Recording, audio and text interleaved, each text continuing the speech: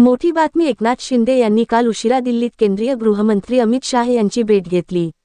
एकनाथ शिंदेंनी महायुतीत निर्माण झालेल्या तणावाच्या पार्श्वभूमीवर त्यांच्याशी संवाद साधला। यावेळी एकनाथ शिंदेंनी तब्बल 50 मिनिटे अमित शाह यांच्यासोबत सविस्तर चर्चा केली। तसेच एकनाथ शिंदेंनी शिवसेनेच्या नाराजीची कारणे थेट केंद्रीय नेतृत्वापुढे मांडली।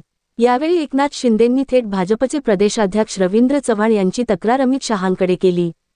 तसेच यावेळी एकनाथ शिंदेंनी रवींद्र चव्हाण यांच्या कार्यशैलीवर तीव्र आक्षेप नोंदवला। रवींद्र चव्हाण यांच्यामुळेच महायुतीत मिठाचा खडा पडत आहे, असे एकनाथ शिंदे यांनी स्पष्टपणे सांगितले।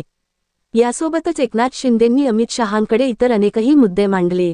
महायुतीच्या उमेदवारांविरुद्ध बंडखोरी करणाऱ्या स्थानिक नेत्यांना रवींद्र चव्हाण यांच्याकडून आर्थिक पाठबळ पुरवले जात आहे। भाजपमध्ये मित्र पक्षातील नेत्यांना पक्षप्रवेश देण्यासाठी पैशांचा गैरवापर होत आहे।